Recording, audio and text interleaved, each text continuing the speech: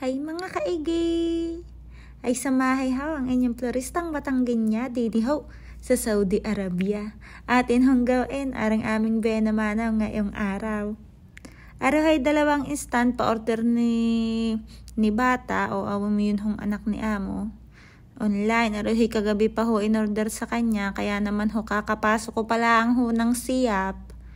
Ay tunay naman nakalantak agad ang tawag at kanya na daw ipapasa ang order sa akin. Ay di tayo naman ni agad-agad ho nating tinanggap at ay ano pang gagawin. Bale ho aray dalawang stand, kailangan daw ho ay magkamukha o parang pinagbiyak na bunga ang itsura. Tapos ho ay aray ho lalagyan din daw ng kwarta. E di yan nga ho, nilagyan ko na ho ng sponge akin hong dinigate gamit ang hot glue. Tapos pagkadikit ko ho, hindi akin hong nilagyan ng tubig bago ko nilagyan na ring leather lip. Bali ho, nagamit ko ho day yung sponge ay isang buo laang. Akin lang pinaghati, tapos binawasan ng bahagya. Ay di iyan. Tapos iyan namang aking si kasama, ay di pinaggawa ng baka jaza. Abay, nakakatuwa ho, yung pinaka-inspo na gagawin baka, igawa ko ho. Edi tayo nakakaranas na ngayong tayo naman yung yung gawa naman natin ang 4 inspo. Ay dati ho ako nagagawa, ay ako nakikigaya at syempre ho tayo bago. Ay di yun, medyo nakakataba na rin ho ng puso at tayo ay napapansin na ni amo ang ating mga gawa. Hindi, kahit nakakataba ho ng puso, ay di mas lalo pa ho nating gagalingan sa trabaho. Baka tayo makakatanggap ng hadiah. Ayan nga ho, at nga ho palang kulay na ring napili ni customer ay pula at berde lamang. Ang gusto lang makitang bulaklak ay pula, tapos yan ho mga dahon na.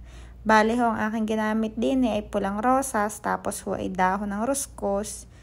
Yan hong leather leaf, tapos ho aring tawag di yan, solidago. Yan hong nasa picture, yan ay solidago.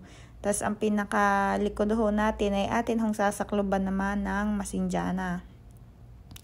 Ay di yan nga ho, inati ko na ho yung bulaklak na yan magkabilang gilid ho ay nakahiwalay na at yun ay bilang na.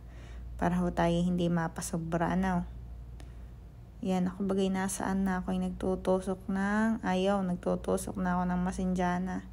Pag ho ang kailangan ko lang ho ay maliit, ay di, o kaya ho ay maliit lang ang tatakpan, akin hong hinahati sa dalawa ang isang masinjana, ay di tayo makakatipar-tipira. Tunay naman ho, aray hindi kabilang sa nilalagyan ng cost pagka nagkabilangan ng kaharapang customer.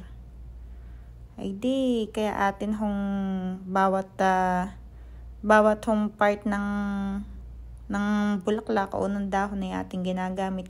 Gaya ho na ring rose na are. Ay di are ho, ay di gahoy may igsi ang putol. Yan ho may mga tira-tirang dahon.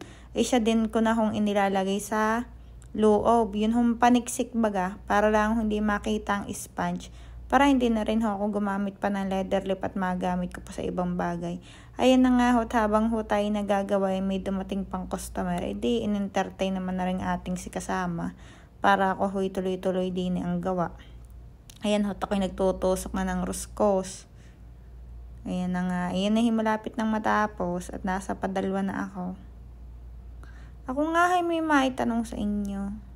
Sa mga kapwa ko ho diyan OFW, ano hong inyong ginagawa pag kayo mag-isa sa kwarto kung ano-anong naiisip, nalulungkot? Tapos iiyak. Ano inyong ginagawa para mawala ang inyong lungkot? Ako naman ho, inyong turuan o bigyan ng tip. Tunay na kahit ho ilang tusok ko ng bulaklak ay hindi ko ho maiwasan tayo nagdadrama na. Kainaman na, nagtutusok ng bulaklak. Ayan na nga ho, takay pangalawa na. Nagtataklob na ako sa likod. Ay, matatapos na day na yan nga. Kita niya gaan likaw, day akin lang tinutupi na papagayon para ho maganda tingnan.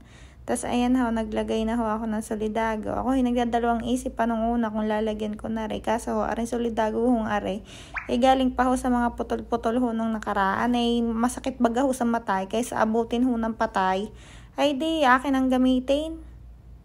Ay di siya napakinabangan pa. Ay nagustuhan ho arin amo. Nakatanggap na naman tayo ng star.